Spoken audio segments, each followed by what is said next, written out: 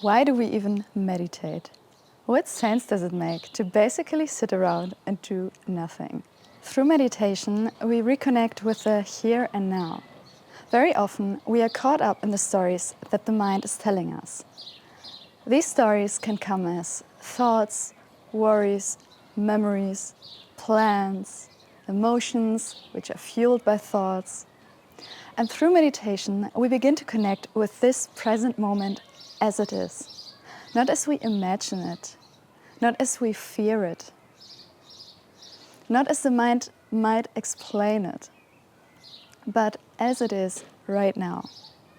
Meditation helps us become less entangled with the stories of the mind. And this can be a huge relief. Even if this loosening of the mind's grip happens only for a short while, it can feel as if a space opens, a space in the mind, and also a space in the body, because the body and the mind are connected. When we have a very tight grip on what happens in the mind, or when the things in the mind overwhelm us, we usually feel this in the body as well. The body may become tight. There may be contractions, areas that feel held, pressed, or locked. Sometimes the whole body can feel as if it has been nudged into a corner or wedged into a small space. Body and mind opening together. When we arrive back in the present moment, something can begin to soften. We loosen the grip on whatever is happening inside, and also on whatever is happening outside. And of course, these are connected. The inner and the outer are not completely separate. When we stop gripping so tightly, the body can open up as well. And when the body opens up, the mind often opens up too. So there is this beautiful interconnectedness between body and mind. If we give the body the opportunity to bathe in awareness, this usually has a positive effect on the mind, and the other way around. If we allow the mind to simply exist for a while, without gripping onto all the stories going on in the head, the body can also naturally relax.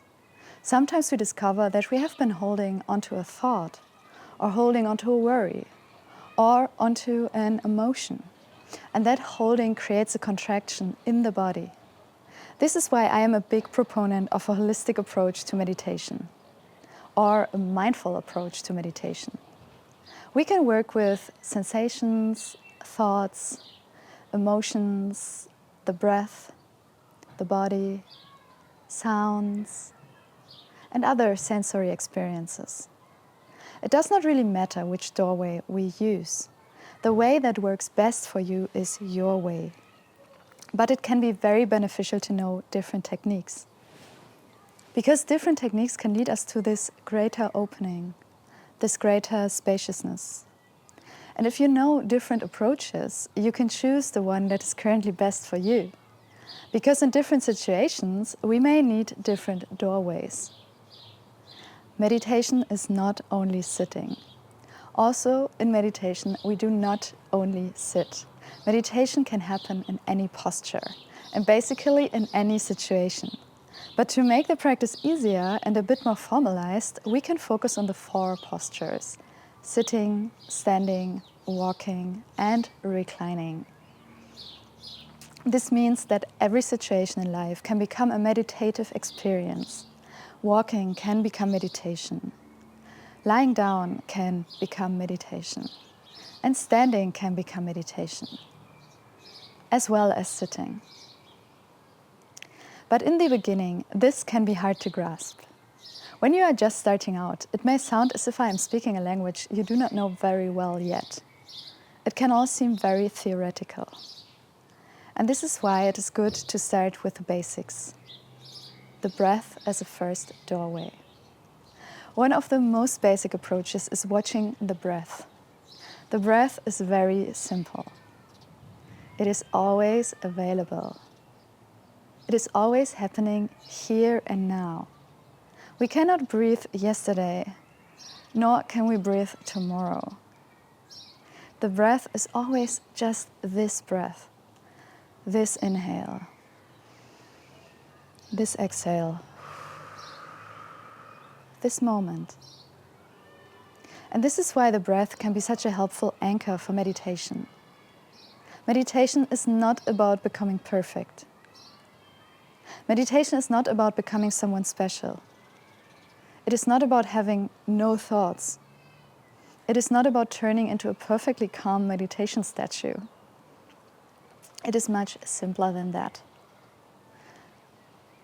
It is about returning to the present moment, returning to the body, and coming back to the breath, to what is. So if you take just one thing from this video, meditation helps us loosen the grip of the stories in the mind. It helps us return to the immediate experience of this moment. And when the mind softens, the body can soften too. When the body softens, the mind can soften. We are not splintered into parts. We are one whole.